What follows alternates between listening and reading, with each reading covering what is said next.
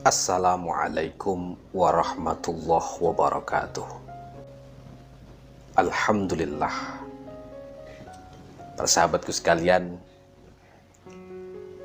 dalam segmen ceramah Islam ini kami akan menceritakan sebuah kisah yang kami ambil dari kitab Al-Majalis As-Saniyah. Itu sebuah syarah dari kitab Arba'in An-Nawawiyah. Dan bagaimana kisahnya? Monggo disimak sambil subscribe, komentar atau like yang menarik. Monggo disimak.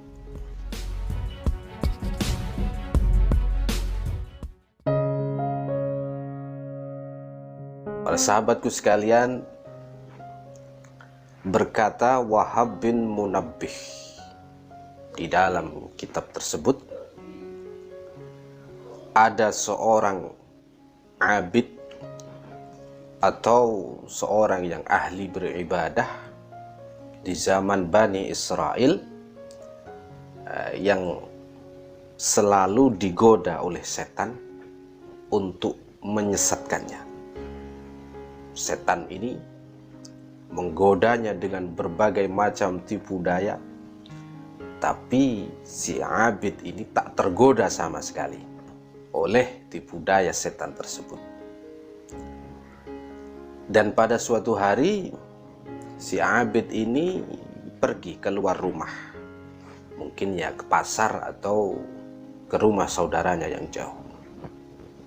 Nah, dan ini tak disia-siakan oleh setan untuk menjerumuskannya, untuk menyesatkannya. Nah, di tengah-tengah perjalanan maka mulailah setan untuk menggodanya.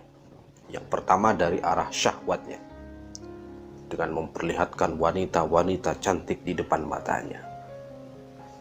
Akan tetapi tetap saja si abid ini tak tergoda oleh godaan setan melalui wanita tadi. Kemudian setan menggoda lagi lewat arah ghadab atau lewat arah muring-muring. Dalam bahasa Indonesia itu marah.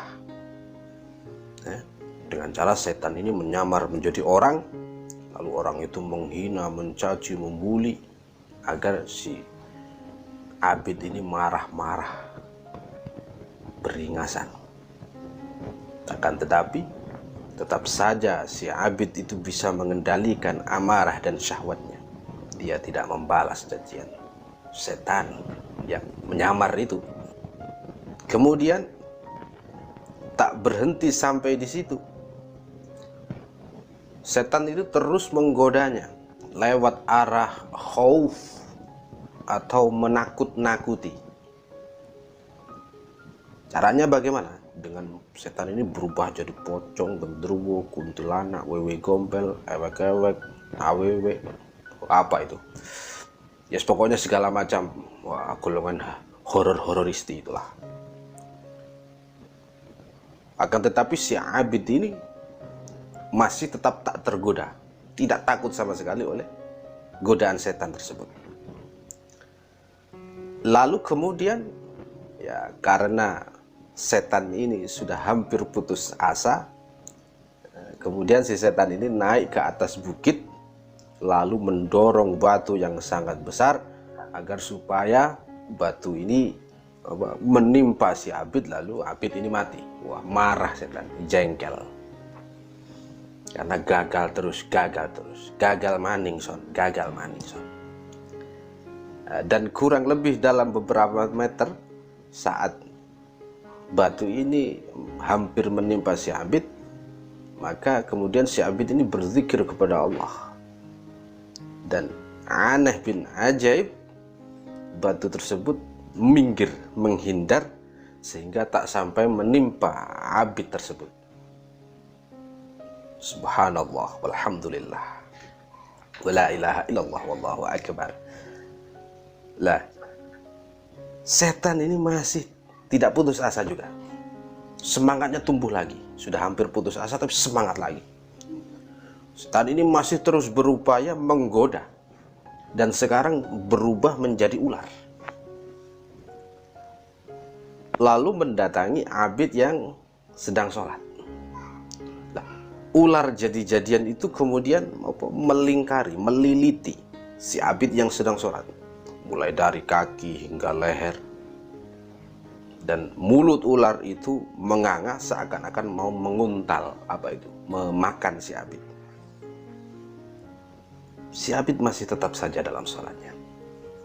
Dan saat si abid ini mau sujud, si abid ini berusaha melepaskan lilitan ular tersebut dengan sekuat tenaga sampai akhirnya bisa lepas. Lalu melempar ular tersebut ke dalam semak-semak. Dan setelah abid ini selesai sholat, si setan tersebut mendatangi si abid dengan wujud aslinya dan berkata, "Oh Pak Abid, kejadian demi kejadian yang menimpa dirimu ini ya, hari ini adalah ulahku. Saya adalah setan. Nampaknya aku sudah tidak mampu lagi untuk menjerumuskanmu, untuk menyesatkanmu. Okelah, begini saja. Maka biarkanlah saya menjadi pelayan, pembantu atau temanlah yang selalu menemanimu. Jangan khawatir Pak Abid, saya tak akan lagi menyesatkanmu. Oke, bagaimana Pak Abid?" Wah, setan ini dengan tipu dayanya seperti itu. Pura-pura jadi teman, pura-pura jadi sohib. Tapi si abid langsung menjawab, "Wah, tak ada ceritanya kau menakuti saya. Sebab berzikir alhamdulillah, sebab zikir kepada Allah tak ada ceritanya kamu bisa menjerumuskan saya. Dan tak ada ceritanya juga kamu menjadi pelayan saya, karena saya sudah jadi pelayan Allah. Tak ada ceritanya kamu menjadi teman saya, itu nggak ada, nggak mungkin, nggak bisa. Kamu bukan teman saya, kamu musuh saya yang benar." Lalu setan berkata, "Ya sudah, kenapa kamu tak bertanya saja kepada saya tentang kabar saudaramu yang jauh, Pak Abid?" Kata si abid, "Wah, walah, tidak usah. Enggak. Mereka semuanya telah meninggal dunia sebelum saya," jawab si abid. Kata setan, "Kenapa engkau tak bertanya kepada saya tentang bagaimana cara saya itu menyesatkan manusia, cara saya menjerumuskan manusia?" Setan kembali bertanya lagi. Kata si abid, "Ya sudah. Kalau kamu ingin memberitahukan, beritahu saya bagaimana kamu bisa sukses dalam menyesatkan manusia." Kata setan, setan ini biasa, kadang ada tertawa-tertawanya seperti mak lampir atau siapa, kan kadang begitu. "Begini, cukup dengan 3 dasar. Yang pertama ialah asyuhu, yaitu pelit melilit. Dasar yang pertama itu pelit melilit.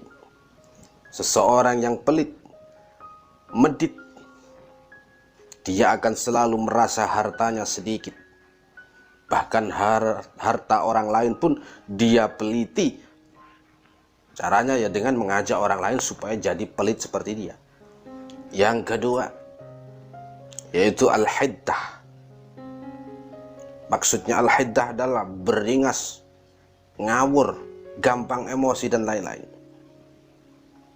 Itu dasar saya bisa menyesatkan manusia. Yang kedua dengan cara al-hiddah, kengawuran, gampang emosi.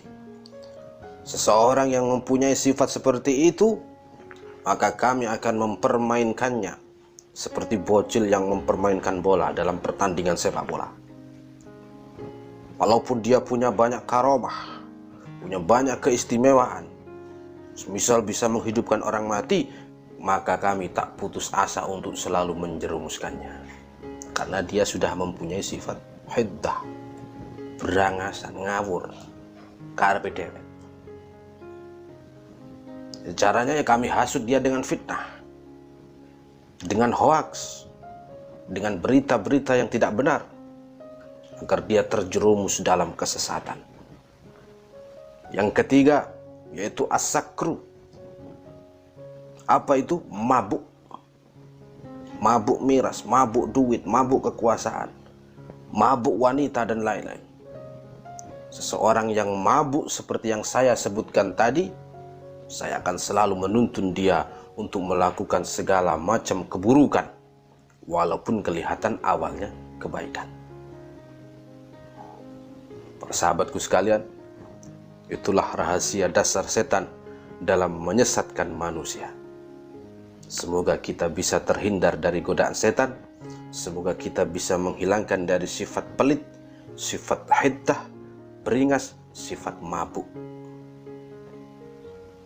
Dan para sahabatku sekalian, semoga kita bisa mengambil hikmah dari kisah ini. Kami akhiri dulu. Wallahu a'lam bissawab. Wassalamualaikum warahmatullahi wabarakatuh.